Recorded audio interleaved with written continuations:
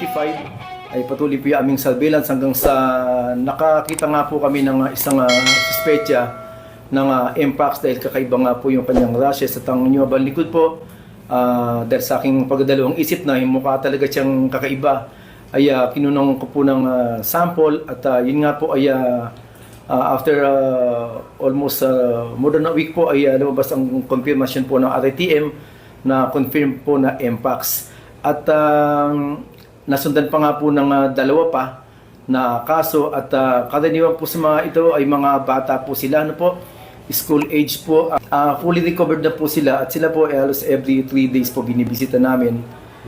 Tuyo na po yung kanilang mga sugat. Yun po ang senyales na talagang magaling na po talaga. Sa suporta na po ang Cabanatuan City kahit po ng panahon ng COVID talagang full support na po. So meron po kami mga teleconsultation na pwede po silang tumawag kung may mga health concern sila. At doon naman po sa talagang halimbawa na nagkaroon ng limitasyon sa kanyang galaw, ano po, kung kinakailangan po ng kaunting ayuda, ay nagbibigay po ang LGU, ayon po sa aming rekomendasyon din po.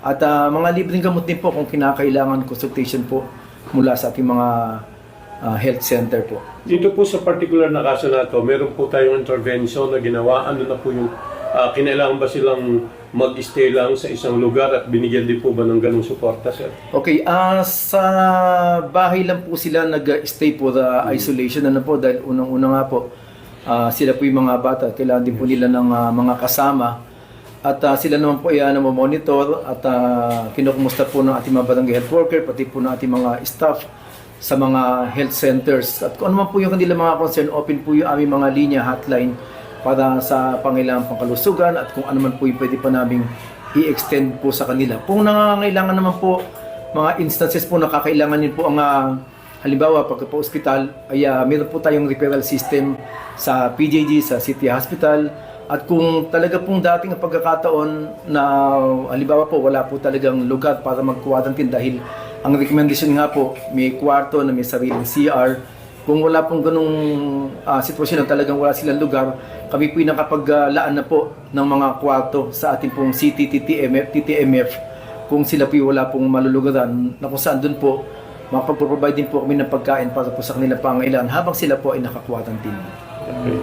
So, pero itong tatlo, hindi naman na-quarantine? Hindi po. Okay. Sila po yung nasa bahay lang po at gumaling. Meron po ba tayong kailan po natin yung unang-una na Mpox? Sila po ba yung unang tatlo? Opo, sila po yung unang tatlo po. Bali yung una po ay na-report po sa amin nung March ano po. And then isa nga po ng April at ng May, katulad po ng aming press release.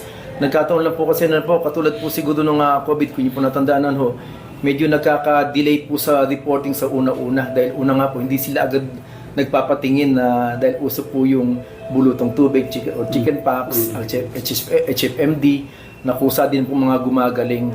So, yun po ang isang nakaka-delay. And then, later po na, dito naman pong May, nagkaroon din po ng advisory ang RITM naman na nagkaroon ng konting delay sa testing. So, yun po ang medyo nakaantala ng konti din po. Pero, sa matotal po, ito po talaga i-release namin sa publiko at kailangan po nilang malaman. Ngunit, assured naman po ang ating kababayan na ginagawa po ng City Health Office, ng LGU, lahat po ng suporta para po ito ay mapigilan po natin. So ito pong tatlo na to, sa iba-ibang lugar po ito? Iba-ibang lugar po sila. Wala pong magkakasama sa isang barangay.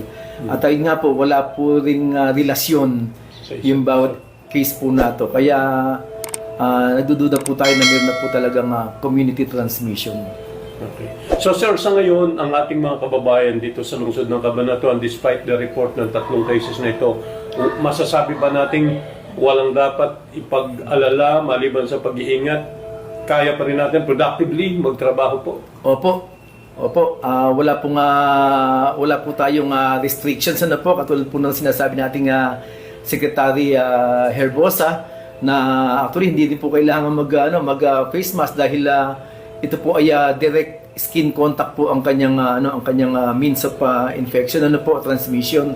So kailangan lang po yung pong ating good hygiene, infection control po sa mga establishment, lagi pong mag-alcohol, maghugas po ng kamay, at po yung mga sneezing, coughing etiquettes, gawin lang po natin ang ating pong pang-araw-araw po na pamamaraan ng kalinisan.